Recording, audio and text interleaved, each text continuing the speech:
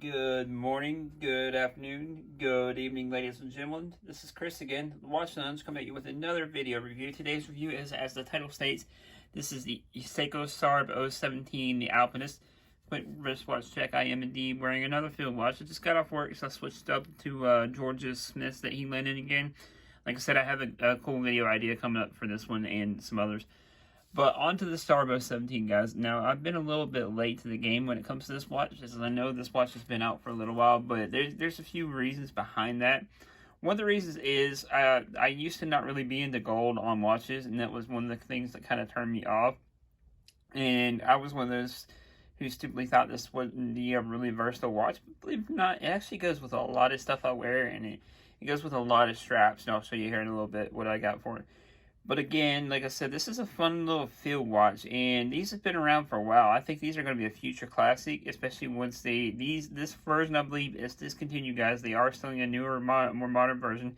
This does have the 6R15 movement, so it has in-house movement, 100 meters of water resistance. Now, I'm not going to go into the whole history of this watch, as there are plenty of other YouTubers out there that have done this and covered this, and you can go over and watch their videos, guys, on that, and they do a way better job on going over the history of this than I ever could. But basically, this was made for the Japanese mountaineering men that would go on expeditions, like cave dwelling and all kind of different cool stuff like that, which I found pretty interesting, pretty cool behind the story behind it on the Alpinist. And of course, it is that green. It's like an emerald green, people say, but to me, it looks almost like a sunburst green. And like I said, with that 6R15 in-house movement, it is hacking hand winding. I do believe it is about 100 meter water resistance. Now, it is 38 millimeters, and I will show you it does wear a little bit smaller, but even on my 7.5 inch wrist, guys, it wears really well. And this is a really versatile piece with these 20 millimeter lugs. Yeah, I have it on this Kelly Green Blue Shark strap. And guys, I can't test to you enough and recommend Blue Shark enough, because they are really comfortable straps. They're a little bit more on the pricey side, but you get what you pay for in this instance. And again, like I said, this is a 100 meter water resistance, so it's plenty of water resistance for what you need to do if you want to go swimming, in the pool or the ocean, like what most of us do. Now, again, you see the gold and white through your style hands, almost like the Mercedes style hands, kind of pretty cool.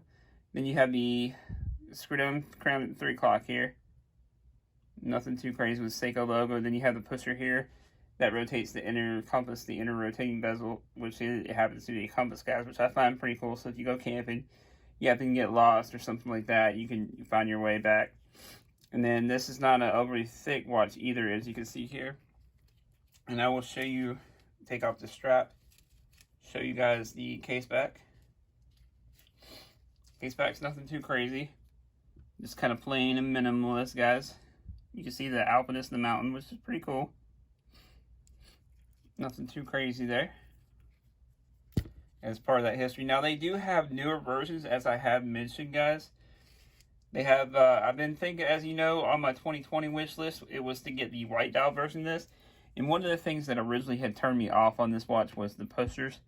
Now, this is one thing that I have to complain about Seiko. I don't know why they do this.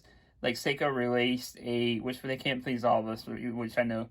But Seiko released the Baby Alpinist, which I think would be a perfect watch if it had this kind of dial on it. Because that dial, the kind of different dial with like the indents in it, kind of turns me off, I guess, personally. But this was the thing that turned me off about this watch. As you know, I had the Omega Seamaster. That was the only thing that turned me off, was the helium escape valve that was over here. But that's just being a little too nitpicky on a watch. Like I said, other than that, you don't even really notice that pusher there whenever you're wearing it. And like I said, it's there for a purpose, so I find it pretty cool. Like I said, that's just me being nitpicky.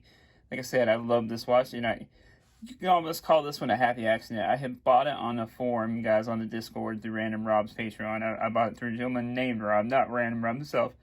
But I bought it for a great price, and these could still be had for under $500 all day long.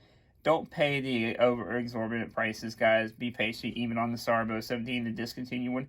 Now, I do feel like these will go up in value.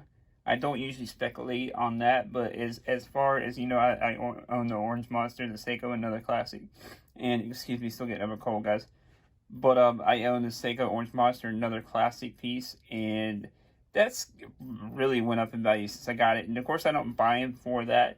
I buy them to wear, and as you know, I do wear this one. I will show you size-wise what it looks like next to the hammy. Now, as you know, the hammy is my daily wear kind of beater watch, I guess you could say.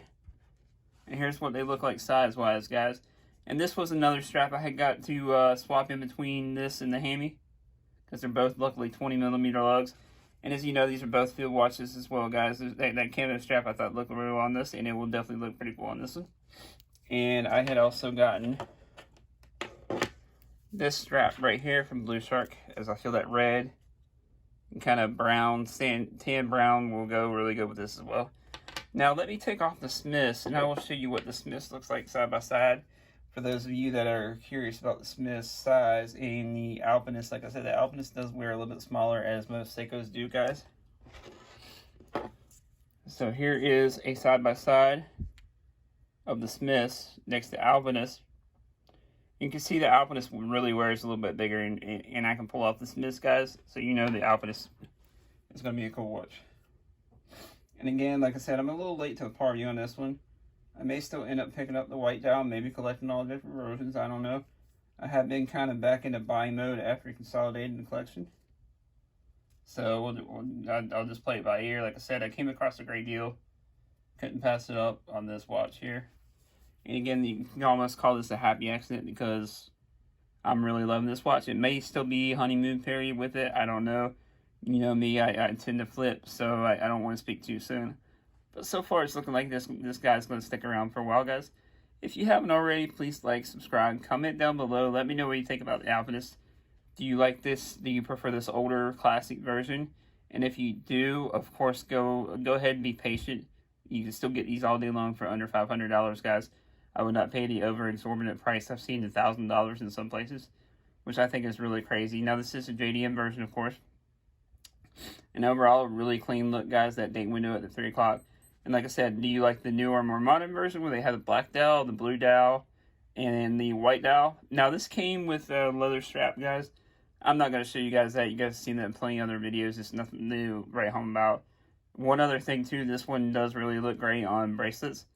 I may end up getting a strap code bracelet for this guy at some point. This is kind of my nice wear watch, whereas the hammy is my kind of beater watch, I guess you could say. My everyday watch for work and everything.